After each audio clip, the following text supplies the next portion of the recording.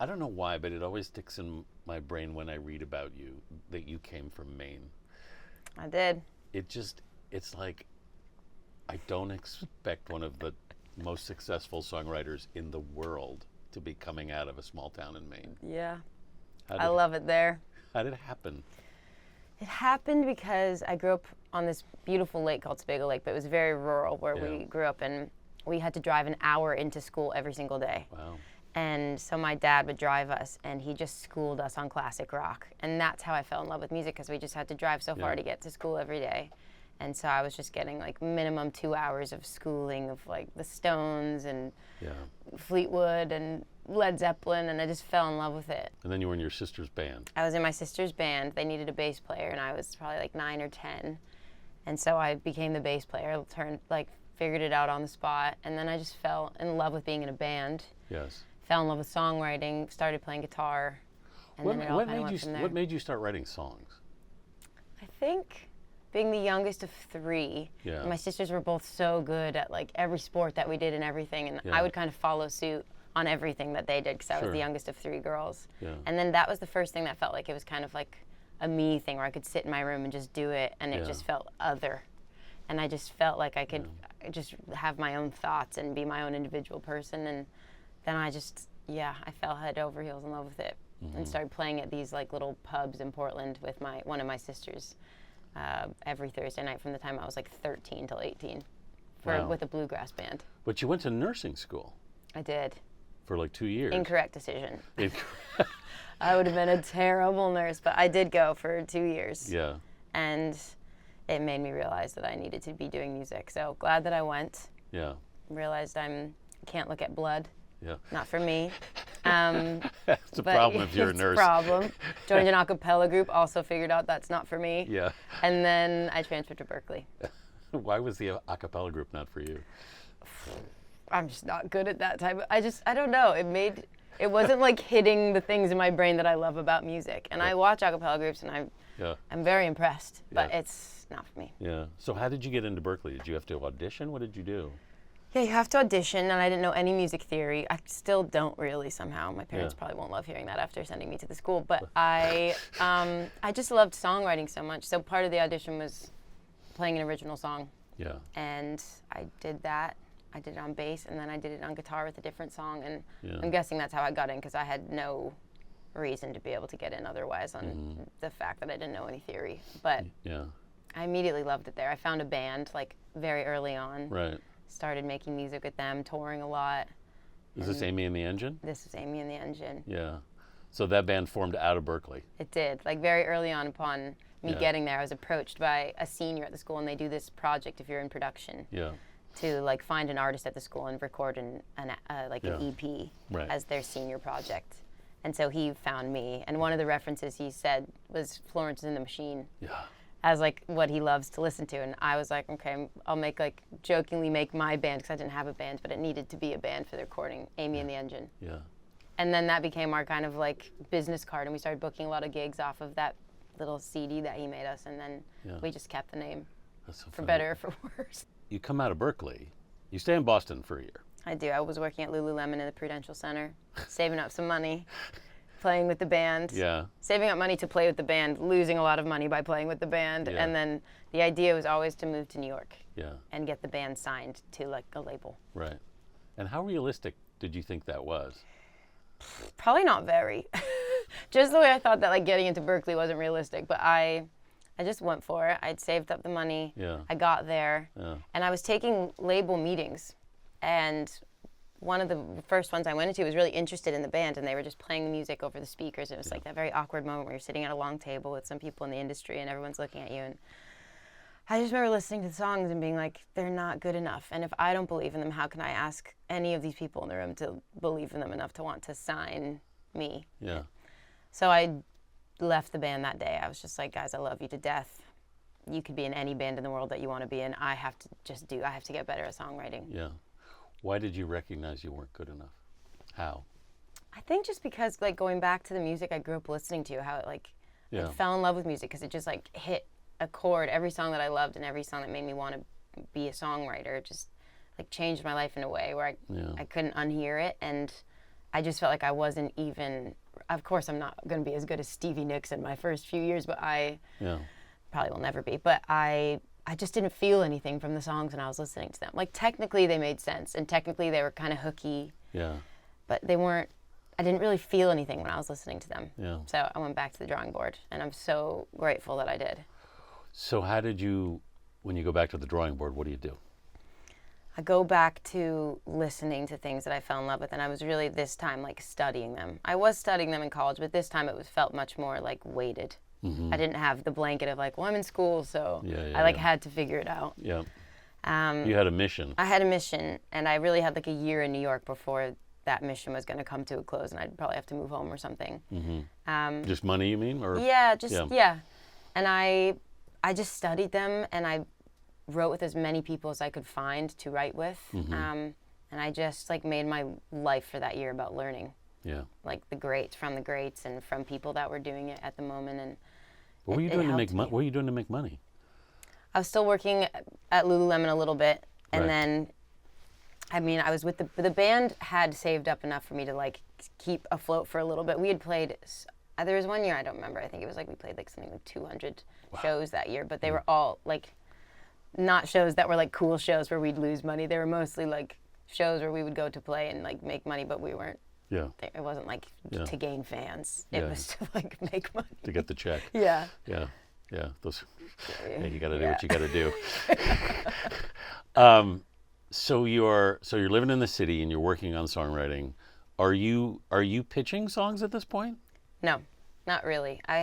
The few people had come through Berkeley that were like people that worked in the industry. Yeah. So a few of them knew about me and would put me into rooms with other songwriters that were signed to publishing companies, but I was not.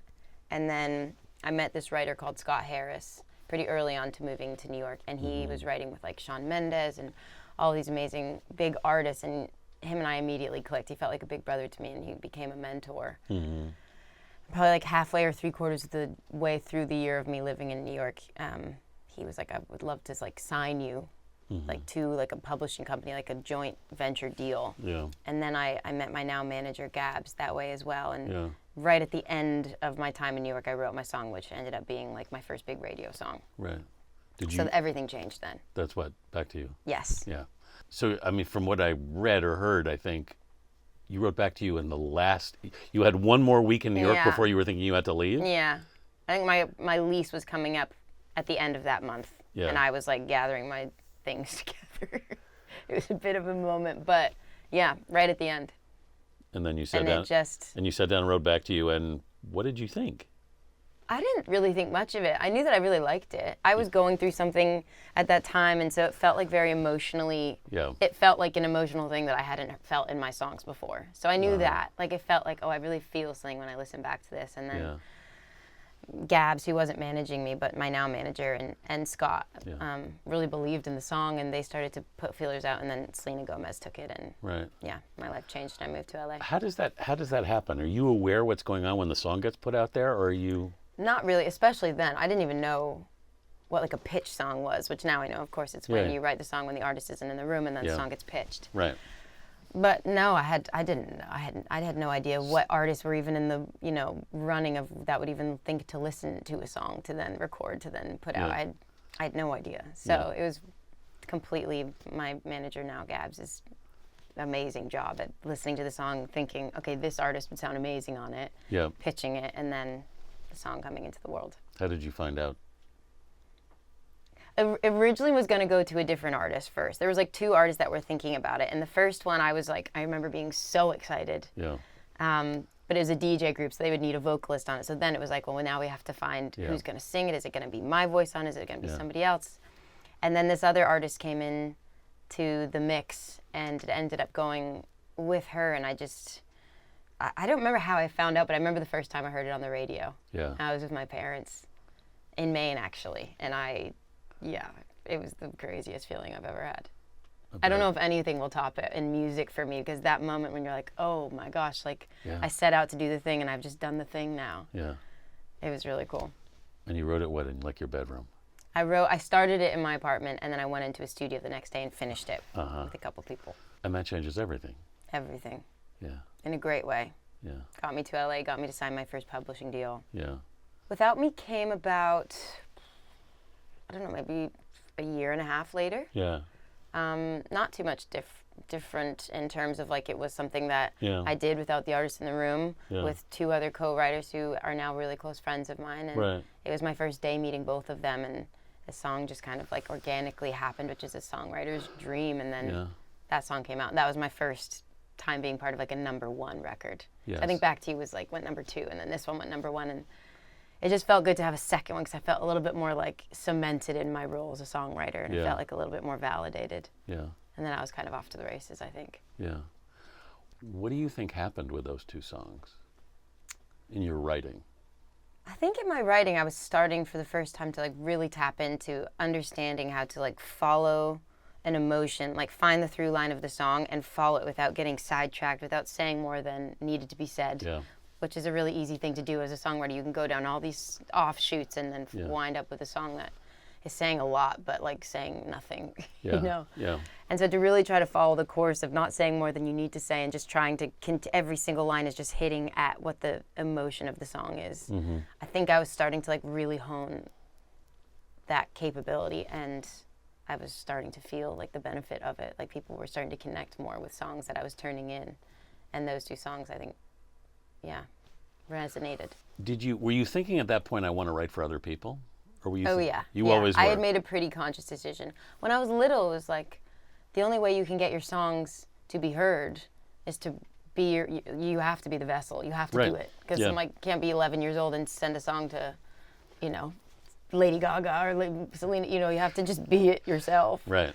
And then when I had the band, I loved being on stage. I loved, and I still do once in a while, but once I got to New York and ended the band, I was very consciously like, my mission right now is to be songwriter, not on stage, not on tour at all, like not recording, just writing. Yeah.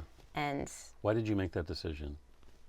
To get better and to learn. And I also was starting to realize that being an artist, songwriting is such a, you know, it's not the biggest part of it. The biggest part of it is being on the road and touring the songs. Yeah. And I love the writing. I've always loved the writing the most out of any part of it. I way more than recording in a booth, way more than being on stage, way more than being on a tour bus. Mm-hmm. I always loved songwriting. I mean, you're writing with other people, for other people. Yes. How do you feel you put yourself in a song, if it's for someone else?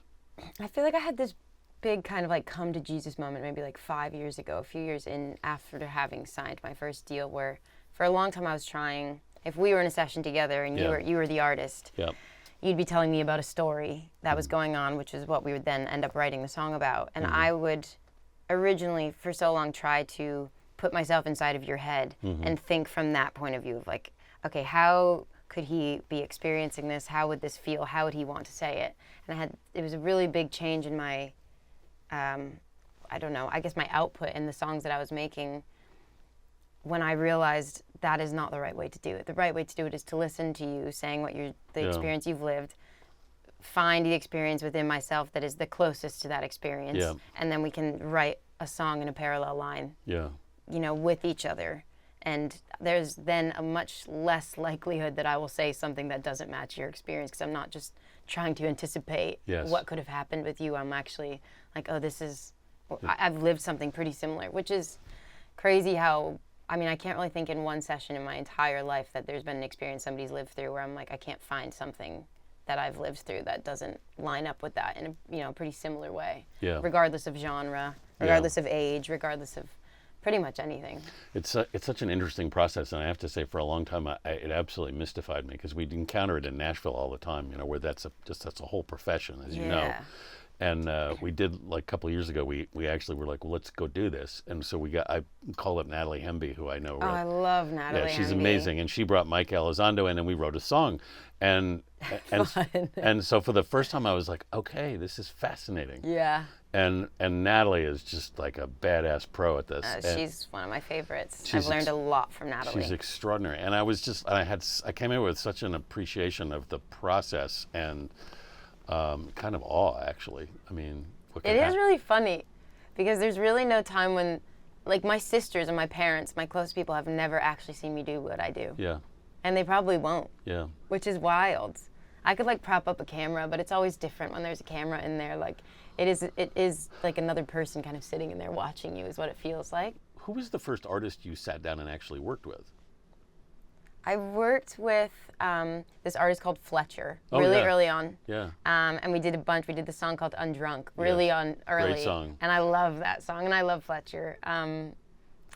And I did some like DJ things just because they were like the ones that needed songs the most. Yeah. But it's hard. It's like being a new songwriter, especially in today's day and age. Yeah. Back then, there were more opportunities to do like a pitch song, which is when the artist isn't in the room. So, I could be writing with myself or two friends or something, and then that song would be sent. But now every artist wants to be in the room all the time. And if you're a new songwriter, it's hard to get in the room with artists. So the game changes like every year. Does it? So the whole face of the music industry seems like it goes through a complete 180 every 12 months, which is fun and also scary, but it keeps everyone on their toes, I guess. Yeah.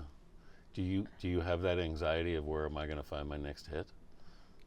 No, I think some days that'll be a fleeting thought, but I've come to the realization that I just need to keep finding new ways to fall in love with music, because doing it 5 days a week, obviously it becomes a job at that point. And it's easy to fall out of love with something that was your passion, and then you're doing it professionally, and days you don't feel like writing a song, you don't have much to say, you still go do it.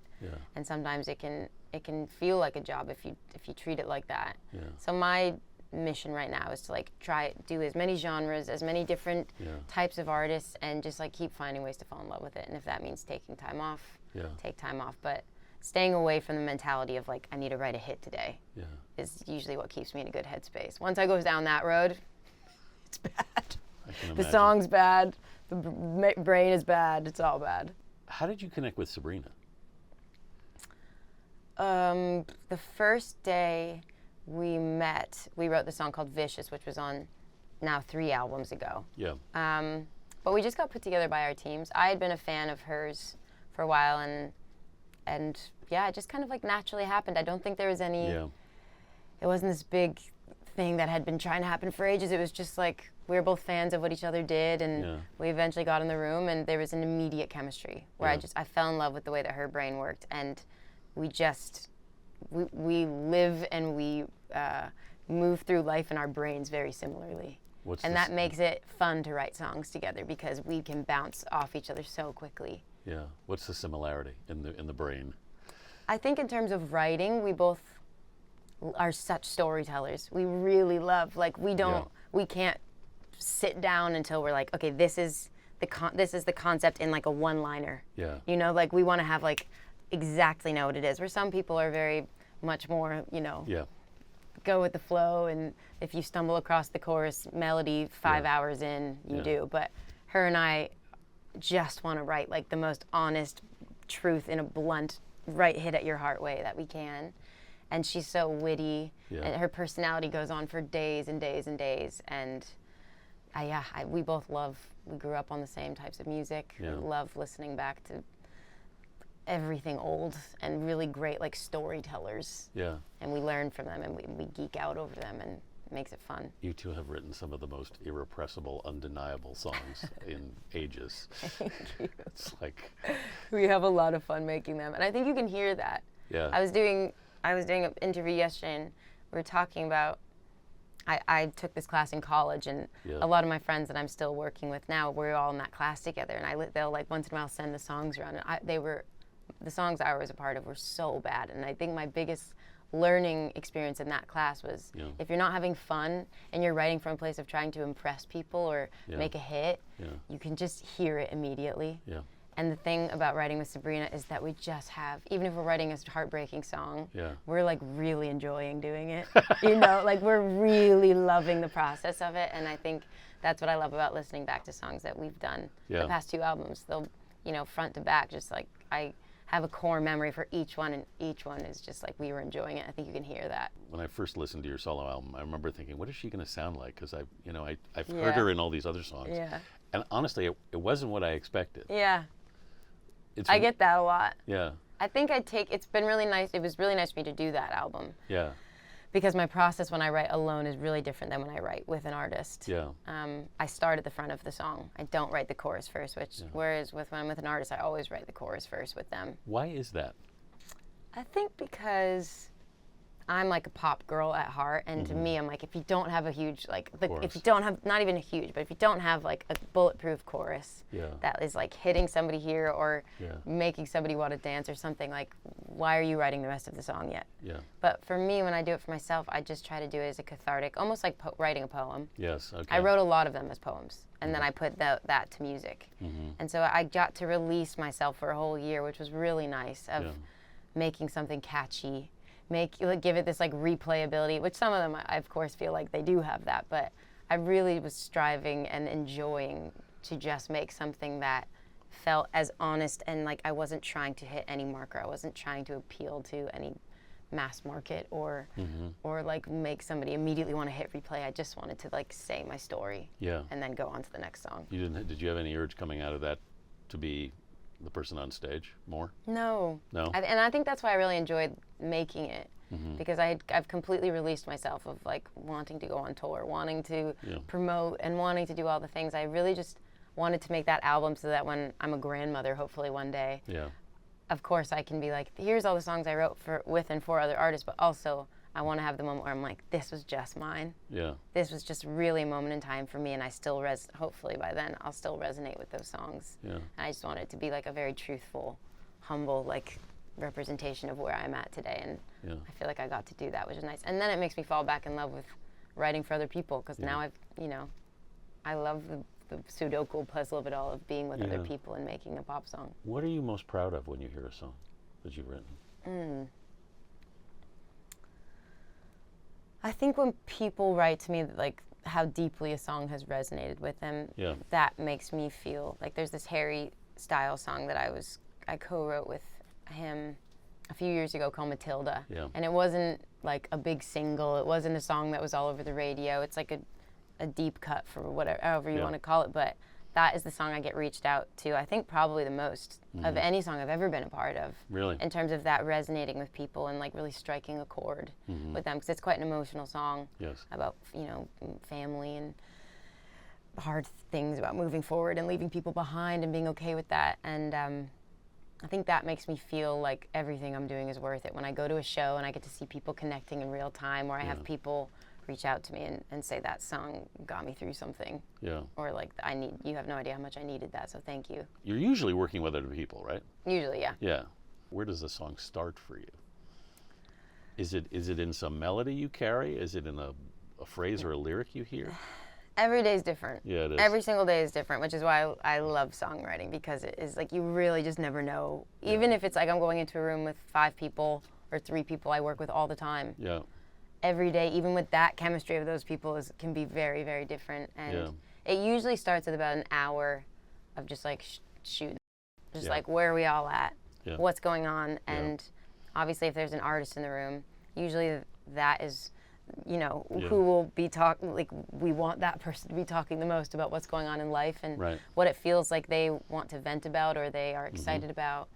That usually is what the song should be. Yeah. Sounds obvious, but it took me a long time as a songwriter to even connect those dots. Like, oh, this person's venting about this thing. Maybe that should be what we write about, instead of coming in with like trampoline, the title, let's write, So usually that, and then I like to have like the little nugget of this, like, this is what this line says the entire song, so that we know exactly what where we're hitting at with the verse and the pre-chorus and the chorus, like where we're going. Is when you say that line, is that a line from the song, or is that kind of like a? It can be what like the tag of the chorus is at the end, or just like a tag in the movie promo. Totally, like the thesis of what it all is. Yeah. And then from there, I like to do melody and chords kind of simultaneously. Yeah. And then filling it in with lyrics as we go. It's different all the time, but that's how I like to work. I like to really know what I'm saying before I start getting into the nitty-gritty of it. It's funny because people have very different processes. I go into phases in my life where I drive a lot because I live in LA. Yeah. To and from my sessions. It's probably like an hour each way every day. Yeah. And I go through weeks sometimes where I'm like, I'm not on the way into the session, I'm not going to listen to anything. Yeah. I'm going to put my phone on record and I'm just going to sing melodies for the hour. Yep. with just even really terrible ones, but just do it. Yeah. And sometimes amazing things have happened from that. And I would have never, like, you know, it's crazy if you hadn't done that, like what song wouldn't have been written if I hadn't picked up my guitar that day. Like my life would have been, it's wild. Do they teach that in music school? They don't, do they? No. There's a few things they don't teach in music. We got to teach them more about the music industry and music school a little bit. I know. We got to prepare our songwriters for Nobody the next would want to go into it then. Too scared. True. Everyone would drop like flies. Yeah. I imagine in some ways when you hear a song, aside from the pride of hearing it and knowing it's going to all these people, you're thinking about everything that happened in the room. Definitely. Right? Yes. Which is kind of only that. Yes. Right. Yeah. So that's what a song is to you. It's the experience of who you made it with and what happened and the magic and or and whatever. all of the roundabout ways that you can get to a song. I mean, I've probably lived most of them at this point. Like, there's so many roundabout ways. There are days when we feel like, you know, we're 6 hours into one song and then somebody looks and they're like, I don't think this is good. Yeah. And then we're all like, yeah, it's not really good, is it? And then we start over and we start something new in the 11th hour and it becomes like a hit out of nowhere. Like that, every songwriter has had that moment. Yeah. It's just, a winding road that you really just have to love it. Yeah. Well, that also is what gives you hope, ultimately, that you'll find another one, right? It's a little bit like a lottery machine sometimes, too, because when things like that happen, where, like, you've written 6 hours, and then you scrap it, you start something new, and something amazing happens at the end, it kind of gives you this feeling like, oh, an amazing idea can come at any time, any place, and I always just need to be open to receive it. Yeah. And then it makes it hard to say no to sessions sometimes, because you're like, what if that's the day where that's going to happen? Yeah. So, that's a whole other mental exercise I've been going through. Well, that can get you out of bed in the morning. It can. Yeah. It does. It definitely does. Is there a particular lyric in your song or song you've written with somebody else that you're particularly proud of? Where you're like, I mean, I just love lyrics. There's so many lyrics when I listen back to them. In particular in the Sabrina album, where like you said, I just remember the moment so clearly in which that lyric happened and came about. Yeah. And honestly, it's kind of a blur of like who does what in it, because we're all just having so much fun that I just remember. I remember more like the body motions of what's going on. Like I remember Jack playing the piano on Please, Please, Please. Like, I remember him writing it. Yes. I remember him doing the guitar bit on Man Child on the new album. I remember Rosie doing the Apate drinking bit. I remember her teaching us the game of that song, that game. Like, I remember so many moments, and I rarely remember, like, oh, I did that, or he did that. Like, it kind of becomes this weird amalgamation of just, like, sensory overload of how songs get written. The only way you make that happen is by starting the machine going. Yeah. And not being afraid to say something stupid. Yes. Boy, that's what I say to all like up and coming songwriters, because I've had that moment so many times in the room where I'm like, I feel like I have something to say, but like, oh, I really don't want to like just make everybody think I'm terrible. But those are always the sessions I look back and regret when I don't say the thing, because once you get the ball rolling, and then it breaks the ice for everybody, and then the song can begin. Were you at all intimidated in the beginning being in the room with some of these artists?